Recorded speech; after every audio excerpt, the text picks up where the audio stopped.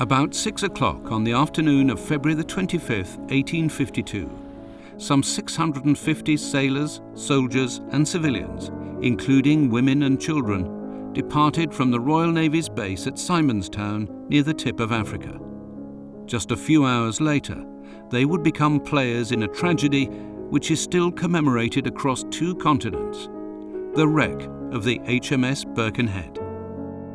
On this voyage, she was transferring young British soldiers to fight along the disputed borders of the Cape Colony. It seemed a good time to sail. The sea was calm, nighttime visibility was excellent, and the route close to the coast was well charted. Yet danger lurked beneath this placid sea. Unknown to the captain, Robert Salmond, and not shown on his charts, a jagged peak of rock rises abruptly from the seabed. The HMS Birkenhead struck this unforgiving rock at about 2 o'clock on the morning of February the 26th. Within minutes she was lethally holed and sinking at an angle which made most of the boats unserviceable. Only 2 could get away. Far too few to take all the passengers and crew.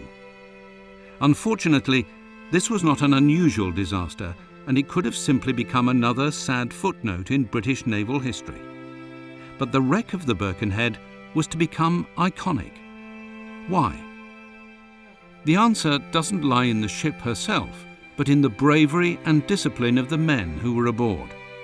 With insufficient boats to get them ashore, these ranks of young soldiers and sailors stood aside silently as the women and children escaped.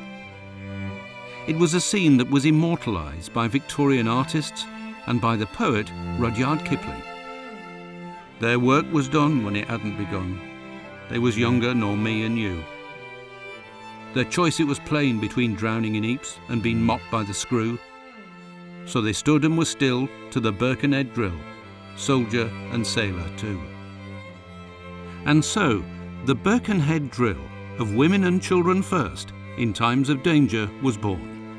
And it's still a drill that resonates in the training of young soldiers and sailors today, when they are shown Thomas Hemmy's painting, The Wreck of the Birkenhead.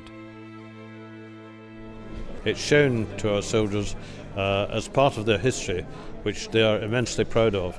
And that's the sort of thing that binds a regiment's traditions and spirit together. This is something which is unique, and the start of the Birkenhead drill is something that we all remember and are immensely proud. In South Africa, the heroes of the Birkenhead are annually remembered by the people of Gansbaai, a fishing town near Danger Point where the tragedy occurred. On February the 26th each year, representatives of the community meet at the lighthouse built years later in sight of the Birkenhead rock.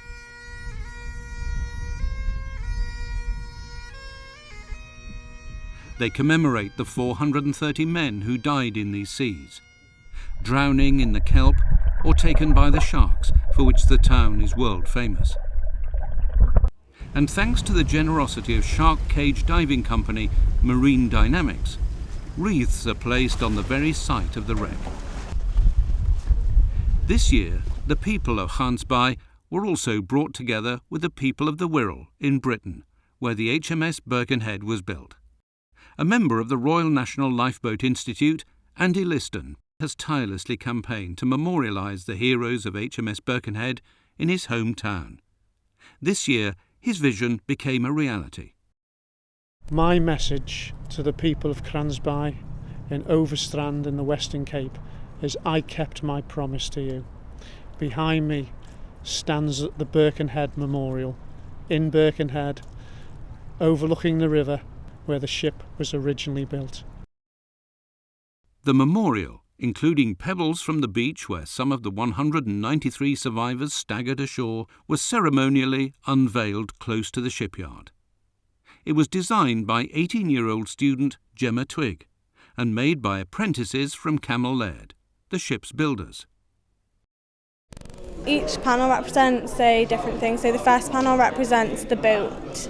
The second panel represents the women and children, so there's books on a bookshelf, sort of picture books that children would read, and a train, something they would play with, a skipping rope. And then the third panel represents the soldiers. It was really inspiring. The seafaring people of Gansbaai will now be forever linked with the people of Birkenhead through the shared bond which honours the brave men aboard HMS Birkenhead and all men who go down to the sea in ships. It's great thanks to those people from many years ago who helped the survivors. I think it's something that's really helped us put not only ourselves but themselves on the map. We wish everybody in that particular town the best of health and good fortune.